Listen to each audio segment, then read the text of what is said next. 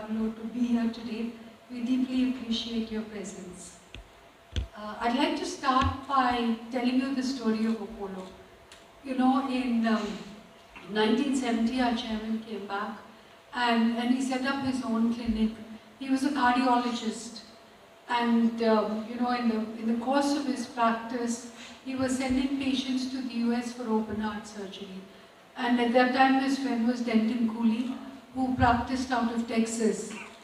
So as he was doing that, he realized that, you know, many patients had to spend so much money, get permissions, get visa, and go to the US for care.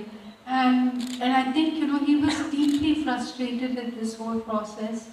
And in fact, one of his patients, who was only 45 years old, died before he could get the permissions or arrange the foreign exchange. Apollo was created for a purpose, and that purpose was to serve society, to fulfill the healthcare needs, and to really bridge that gap in demand and supply, especially for Indians. Today we're global.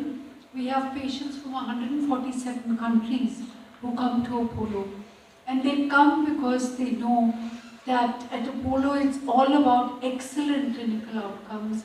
And today I think our Dr. Yusuf and his team have really exemplified that by showing the work that they've done. So in cardiac, I'm not a doctor, but let me take you through the journey of cardiac care and what we've done. It's, my father being a cardiologist was extremely passionate about cardiology, but in fact in Apollo we focus on several centers of excellence. You would have heard about our work in oncology and the proton. But cardiology is his bed. So we truly believe that you can actually prevent the heart from, you know, from having to go through all these surgeries, etc. And to that end, we've established a preventive healthcare program. It's called ProHealth. We've invested so much in preventive healthcare that we have the only 640 slice CT that can diagnose whether your arteries are blocked.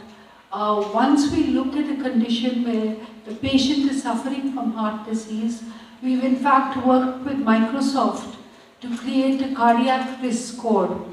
And then we work with the patient on diet, exercise, medication to reverse heart disease.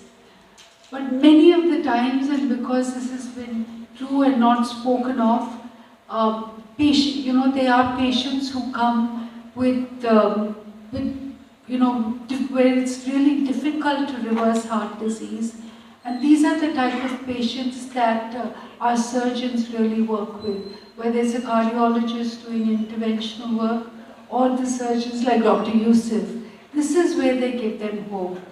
And today I'm really inspired by the fact that these patients, Mr. Chellaya and Mr. Achutaya, who are 86 and 93, put so much trust in the Apollo system that they came forward and said, yes, we trust you. And you know, and I'm so glad that the procedure went well. But the clinical outcomes have been good. This is what we do every day at Apollo. The first is really, you know, we respect the trust that patients put in us.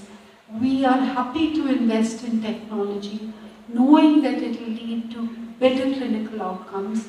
And I think in the process, we attract the best doctors and surgeons. So I'm extremely grateful to all of you for having achieved this milestone of 100 robotic-assisted cardiac surgeries. To the press, I would like to say that, you know, there are many, many people out there who need this procedure. And while patients come to us, international patients from 147 countries who respect the quality of care, we are in Tamil Nadu, we are in Chennai, we are in Bangalore, we are in Karnataka, we are in India, and yet patients don't have enough information. How many of us have just said, let them go, let it go? But this is something that improves the quality of life, and that is most important, to give them that quality of life, and that is why Apollo is here. So my gratitude to all of you. May you live a long and healthy life, and remember that Apollo is always there in many forms, in its digital, in prevention, to look after you through the process, and post, where we do disease management and rehabilitation. We are